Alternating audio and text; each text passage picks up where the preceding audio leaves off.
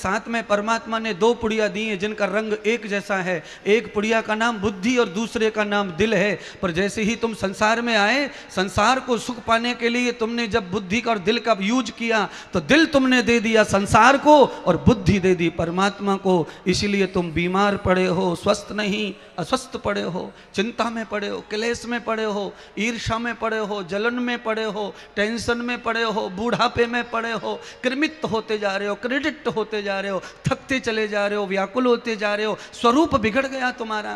और ये महात्मा भी और ये कथा भी और भगवान भी वो चाहता है कि तुम्हारा स्वरूप बना रहे, तुम्हारा कृत्य बना रहे, तुम्हारा सौंदर्य बना रहे, तुम्हारा तेज बना रहे, तुम्हारा सुख समृद्धि बनी रहे, क्योंकि परमात्मा यही चाहते हैं। दो पुड़िया दी है भगवान ने तुमको, एक पुड़िया जो है दिल, एक दिमाग। मैंने परसों कहा था घर से जब बाहर निकलो तो दिल घर में छोड़ के जाओ, केवल दिमाग संसार में ले जाओ, तब सफल होके आओगे। और बाहर से जब घर में आओ तो उस दिमाग को जूते चप्पल की जगह उतार के घर में घुसो, केवल दिल लेके घर में जाओ। दिल घर में जाएगा और दिमाग संसार में जाएगा तो तुम्हारी दोनों पटरियां काम करेंगी, तो रेल चकाचक दौड़ेगी, चकाचक दौड़ेगी। पर हो क्या रहा है? हो रहा है कि दिल बाजार में बांटता घूम रहा है। मेरा तो दिल इसमें लग रहा है, मेरा तो मन यहां लग रहा है, मेरा मन यहां लग रहा है, मेरा मन वहां लग रहा है। कहां कहां मन को लगाएगा? एक मन है 100 जगह लगा चुका, 300 जगह हो गई, 500 जगह हो गई, और कितनी जगह लगाएगा मन को? अरे इस बुद्धि को लगा सब में। बुद्धि से बुद्धि टकराएगी तो सारे फैसले ठीक होंगे। दिल नाजुक है, दिल तूने कहीं लगाया तो तेरे पास अपने लिए कुछ रहने वाला नहीं है। अच्छा बोलिए, आपके पास अपना है क्या?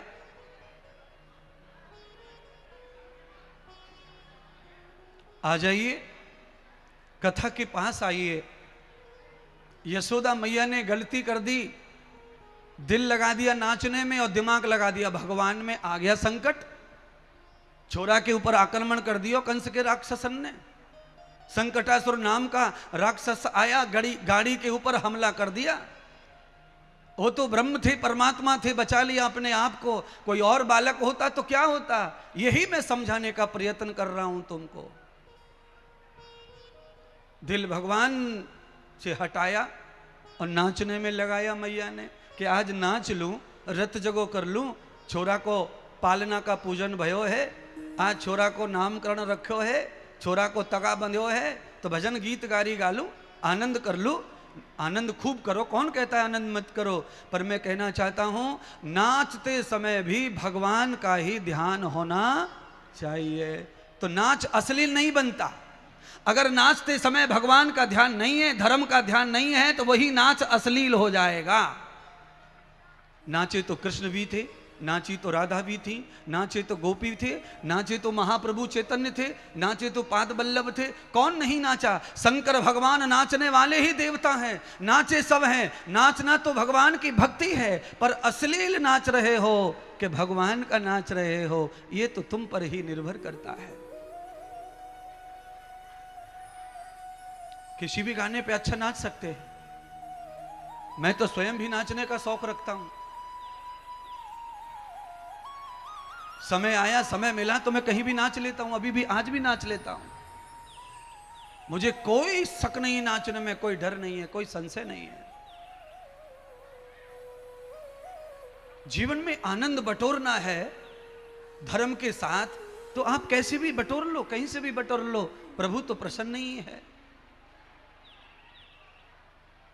संकट आ गया मैया पे, आप पर भी आ सकता है, आ ही रहा है, रोज रोज आ रहा है संकट। माया को सर्वोपरि मानकर माया पति को स्थान न देकर संकट का ही घड़ी, संकट का ही समय है। बंधुओं, वक्त आपके हाथ में है तो आप सब कुछ कर सकते हैं, पर ध्यान करना, वक्त आपके पास में और हाथ में है तो आप सब कुछ कर सकते हैं, पर एक बार आपके हाथ से वक्त चला गया तो आप सारी संपत्ति लुटा देना, पर वक्त लौट के आने वाला नहीं है। पैसे से समय खरीदा नहीं जा सकता है। जगत में समय बड़ा बलवान,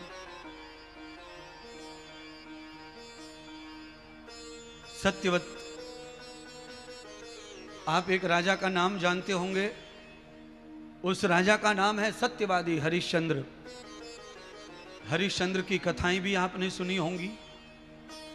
सत्यवादी हरिश्चंद्र जब समय अच्छा चल रहा था तो चक्रवर्ती राजा थे, और जब समय बिगड़ा, वक्त बिगड़ा, तो राजा हरिश्चंद्र ने अपना बुढ़ापा कहां काटा, ये सुन के भी आंसू निकल आते हैं। ऐसा भी किसी के जीवन में ऐसा भी समय आ सकता है। राजा हरिश्चंद्र चक्रवर्ती राजा, जिसका राज्य यहां से लेके मलेशिया तक, बर्मा तक अखंड राजा जो थे, ऐसा हो सकता है उनके जीवन में कि वो राजा मेहतर के घर पानी भरने की नौकरी ले ले, मरघट में लकड़ी लगाने की नौकरी राजा हरिश्चंद्र की। तो आप कौन है महाराज? आप तो सत्यवादी कोई नहीं है। आप में तो सत्य हींग जीरे की तरह होगा बस। तो आपका कब क्या हो जाएगा, कैसे अंदाज लगाओगे? यह हाल तो मैं हरिश्चंद्र का बता रहा हूं।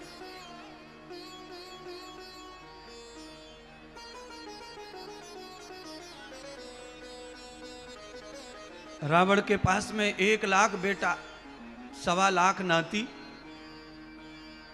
सुनिए, किसी किसी के पास में क्या है ना, बच्चे नहीं होते तो वो भी परेशान रहते हैं, बहुत रोते रहते हैं अपनी किस्मत को।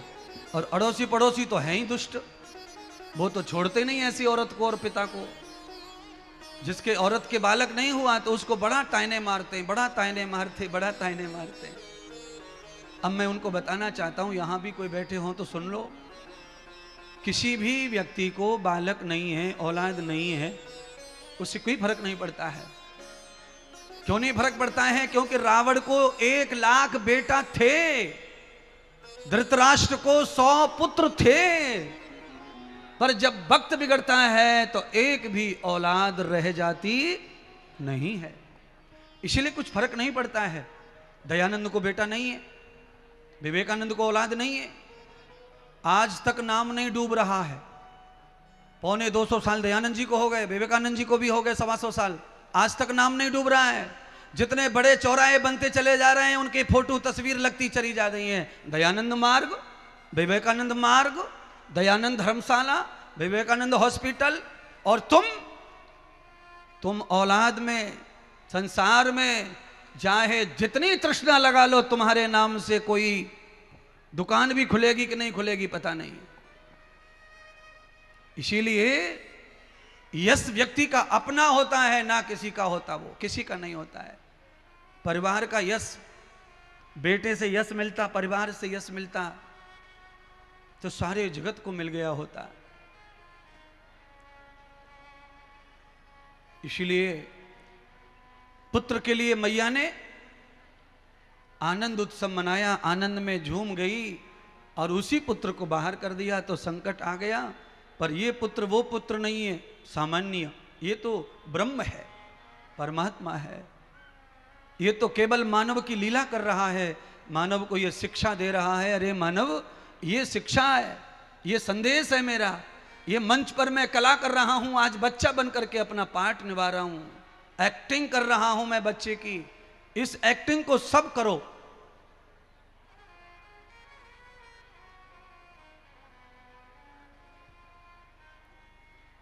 आज से ये ड्यूटी हो गई कि यशोदा अकेली नहीं है कृष्ण की मां।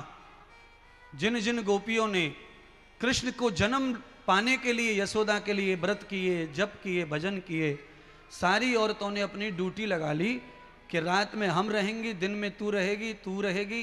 पूरे गांव की गोपियां कृष्ण भगवान को प्रेम लीला के साथ पालन पोषण कर रही हैं। भगवान देखो धीरे धीरे और बड़े हुए। यशोदा मैया शास्त्र के अनुसार पहला गुरु है भगवान की। मातृ देवो भव, पितृ देवो भव, आचार्यो पुरुषो वेदः, पहला गुरु तो माँ ही है। तो भगवान की माँ गुरु बनी, और गुरु बन के माँ को क्या सिखाना चाहिए बच्चे को, भागवत कह रही है। क्या कहती है भागवत? तो कहा त्रवणम तिष्ठम विभात ब्रूयताम आहारम प्रपन्न दर्शनम यस्यम धावते कृतम पाद्यम। कम से कम गुरु बन करके माँ को चाहिए कि अपने बच्चे को अच्छा बैठना सिखाए, अच्छा बोलना सिखाए, अच्छा चलना सिखाए और अच्छा खाना सिखाए। ये 4 काम माँ को बच्चे को 5 वर्ष में पूरा PhD करा देनी चाहिए कि हे बेटे तू कहाँ बैठेगा, किसके पास बैठेगा, कौन तेरा दोस्त होगा, कौन तेरा मित्र होगा, कैसे तू खाएगा, कैसे तू चलेगा, ये सारा ज्ञान माँ सिखाती है। माँ सिखाए, यशोदा सिखा रही है, पर सारी दुनिया को चलाने वाले को क्या माँ चलाएगी यशोदा। पर भगवान तो लीला कर रहे हैं, माँ की उंगली पकड़ी और एक ही दिन में सीख गए चलना, एक ही दिन में बैठना, बोलना, खाना। परमात्मा को तो केवल निमित्त चाहिए, संसार को यह दर्शन देने के लिए कि पहला गुरु माँ, पहला गुरु माँ होती है, पहला गुरु माँ। और 5 साल का बालक हो जाए, 5 साल से लेकर 11 साल तक पिता गुरु होता है। पिता ये सिखाए कि इस गली में ये आदमी रहता है, उस गली में जाना अच्छा नहीं है, उस गली में वो साधु रहते हैं, उस गली में जाओ, और ये स्कूल अच्छा है, इस स्कूल में पढ़ो, और ये टीचर अच्छा है, यहाँ पढ़ो, और किससे बोलना है किससे नहीं बोलना है ये पिता सिखाता है। 11 साल तक तो घर में ही बालक को पढ़ना है। ये भैया वेदों का ज्ञान, ये है वेदों का ज्ञान। वेदों में 5 वर्ष के, 3 वर्ष के, 4 वर्ष को स्कूल भेजने को हिंसा माना है, हिंसा है ये कोई अच्छी बात नहीं है।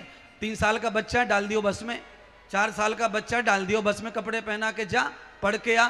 अरे भाई ये तुम्हें पढ़ाना है, जहां तुम पढ़ाने के लिए भेज रहे हैं वहां पर भी तुमसे ज्यादा पढ़ा लिखा कोई टीचर नहीं है। प्राइवेट स्कूल में यही है, नर्सरी स्कूल में क्लास 1, क्लास 2, क्लास 3, क्लास 5, वहां पर टीचर तुम्हारे जैसे ही हैं। और मां जो बच्चे को प्यार करती है वो टीचर कभी करने वाला नहीं है। मैं किसी के घर में जाके नहीं रोक रहा हूं, पर मैं तो वेदों की संस्कृति भागवत के माध्यम से तुम्हारे तक पहुंचा रहा हूं। वेद भगवान कहते हैं कितनी, आप सब जानते होंगे, यहां के क्षेत्र के लोग ज्यादातर गुरुकुलों से परिचय रखते हैं। गुरुकुल में तो पढ़ाई शुरू ही 6वीं कक्षा से होती है, 5वीं तक वहां कोई विद्यालय में कोई क्लास ही नहीं होती। गुरुकुल में 6वीं में बच्चा कितने साल का पहुंचता है? कम से कम 13-14 साल का बच्चा 6वीं में पहुंचेगा। यही परंपरा है। 11 वर्ष तक माता और पिता, दादी और दादा, नानी और नाना, इनके पास में बालक को सामाजिक अर्थ ज्ञान सीखना चाहिए। समाज का ज्ञान कोई सिखा नहीं रहा है। आज समाज का ज्ञान नहीं सिखा रहे हैं सब। पहली कक्षा नर्सरी से ही, प्ले से ही बच्चे को अंग्रेजी ठूस रहे हैं, दिमाग में अंग्रेजी ठूस रहे हैं। इसीलिए बच्चा अनुशासनहीन बनता चला जा रहा है। अंग्रेजी शिक्षा ने देखो कैसा विष बिखराया, भारत के नवयुवकों को अनुशासनहीन बनाया। अथा योगा अनुशासनम, महर्षि पतंजलि योग दर्शन में पहला ही सूत्र लिखते हैं कि भक्ति का क्या सूत्र है?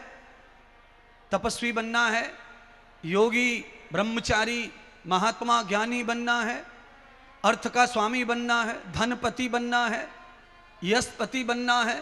तो आदमी को कैसे बनेगा वो? तो उन्होंने कहा इधर उधर की 100 बातें छोड़ दो, केवल एक ही सूत्र बताया, अथा योगानुशासनम। जो प्राणी अपनी बुद्धि और मन इंद्रियों पर अनुशासन कर लेता है, उसके पास में धन होगा, वैभव होगा, ज्ञान होगा, तप होगा, सौंदर्य होगा, सम्मान होगा, सब होगा। जिसकी मन बुद्धि और इंद्रियों पर संयम नहीं है, उसके पास जो कुछ भी है वो नहीं रहेगा, नहीं रहेगा, नहीं रहेगा, टिकेगा नहीं बंधुओं। आप सब ने जब से जन्म लिया है, आपने लाखों लोगों को देखा होगा। आप बड़े बूढ़े बैठे हैं, बड़े बूढ़े बैठे हैं। ये जब छोटे होंगे तब गांव में कोई और ही था, साहूकार, पैसे वाला, कोठी वाला, और 50 साल के बाद में पता चला कि उसकी कोठी भी गायब होगी, पैसा भी गायब हो गया। जो झोपड़ी में रह के मजदूरी करते थे वो आज राजा बने बैठे हैं, और कोठी वाले जो है पापड़ बेच रहे हैं, पापड़। क्यों? राई को पर्वत, पर्वत को राई करने वाला जो है एक ही दिन में सब कर देता है। राई को पर्वत, पर्वत को राई। जन्मम प्रवर्धते पुण्यम, पुण्यम जन्मम पापश्च। पिछले जन्मों का पाप उदय हो जाता है तो धन पिता का संपन्न होने लगता है, समाप्त होने लगता है। और पिछले जन्मों का पुण्य उदय हो जाता है तो अच्छे महात्मा, अच्छे गुरु, अच्छी समाज मिलती चली जाती है, बुद्धि अच्छी होती चली जाती है, आत्मा में विद्या प्रवेश होती है, तो अच्छा धन, अच्छा वैभव, अच्छा नाम प्राप्त होने लग जाता है। इस पर किसी की बापौती नहीं है, ये किसी को भी प्राप्त हो सकता है, पर अथा अनुशासनम, अनुशासन चाहिए। आपको कुछ मिल गया, आपको कुछ मिल गया और आप इतने घमंड में पहुंच गए कि आपके सामने हिमालय भी तुच्छ लग रहा है। आप इतने अपने आप को अकड़ू बना के बैठे हो। क्या है? धन प्राप्त हो जाने पर अकड़ आ जाए तो वो धन नाराज हो जाता है। लक्ष्मी मां के समान होती है। जैसे मां की गोद में बेटा ज्यादा सुरक्षित होता है, ऐसे ही लक्ष्मी की गोद में भी ज्यादा सुरक्षित होना चाहिए। धन जब ज्यादा आ जाए तो सुरक्षा जीवन की, धर्म की ज्यादा होनी चाहिए, पर धन आने पर जब अज्ञान पैदा होता है तो वो धन तुम्हारे लिए विष बन जाता है, वो धन तुम्हारे लिए शैतान बन जाता है, और उस धन के कारण तुम्हारी शैतानी बढ़ती है और तुम्हारा सर्वस्व नष्ट हो जाता है। कितनी दुनिया में नष्ट हो गया।